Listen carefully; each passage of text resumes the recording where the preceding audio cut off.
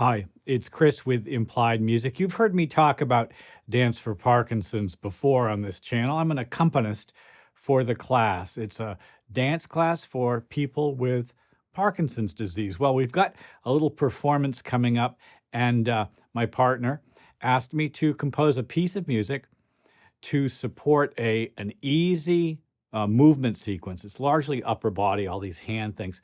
And we played around in class, developed a kind of an epic sort of theme.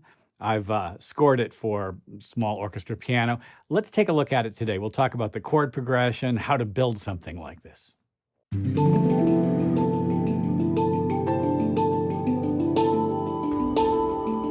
was the principal pianist for the Boston Ballet School for many years, and just generally don't do it nearly as much anymore because it can be a little bit tiring, but I do like doing the Dance for Parkinson's class because I get to really see how music supports folks who have a hard time with mobility.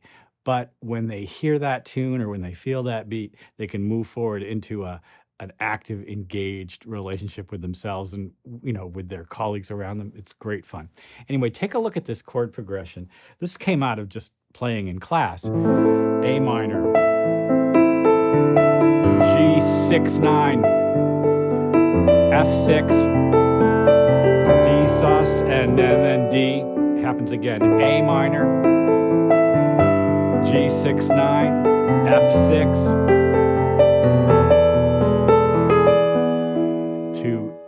F6, E sus, E7. Well, it's a great chord progression. I decided to give it a really sort of solid beat, kind of looks and sounds like this at the beginning, just to get them into it 4 beats, and then A minor. I'm letting myself steal a little bit from the Philip Glass style of instrumental form.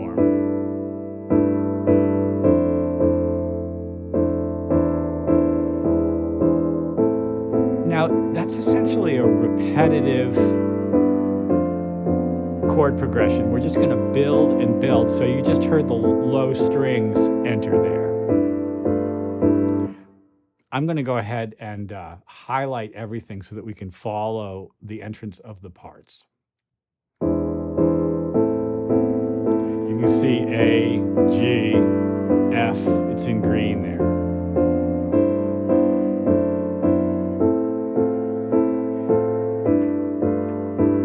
It has to be a set length when you're working for a dance piece. Always organized in 8s, dancers like that. The woodwinds. The same phrase over and over again, just starting in different places on the beat.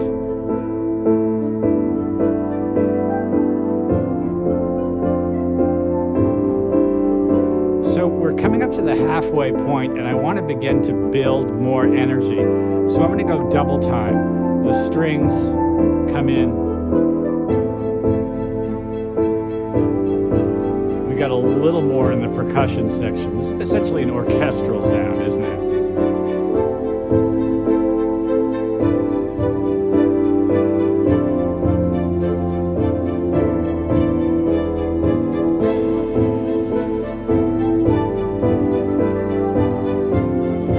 Now the winds are going in 16ths, a little more energy.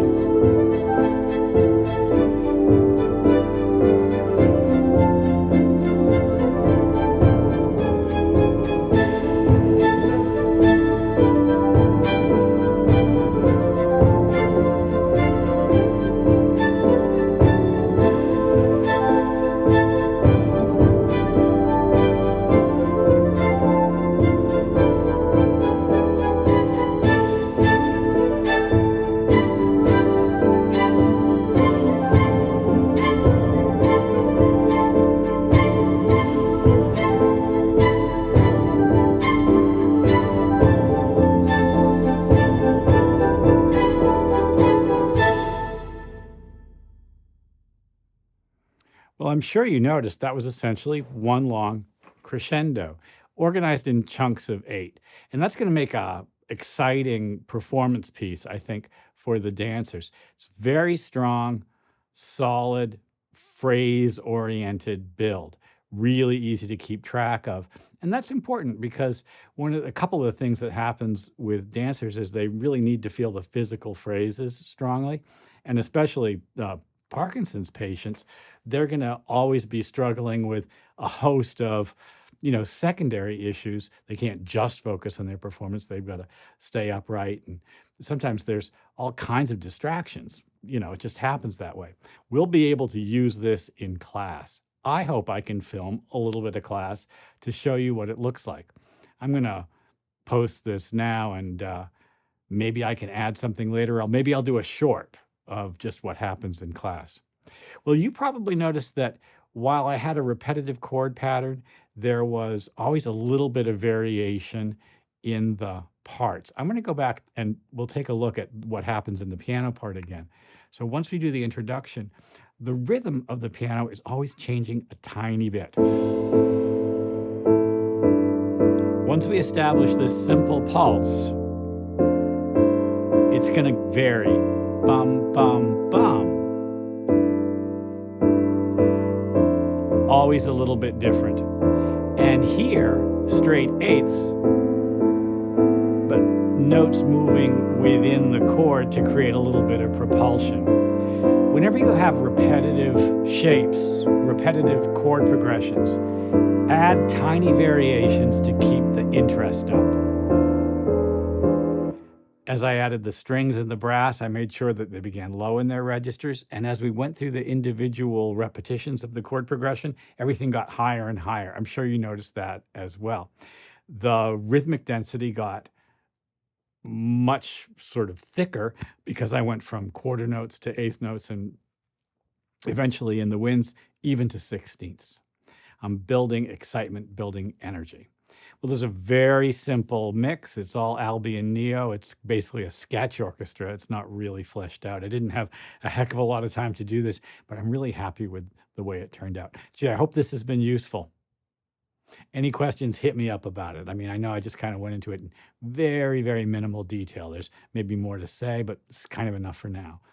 Like and subscribe and ding the bell. You'll be notified when I do my videos, and I'll see you next time.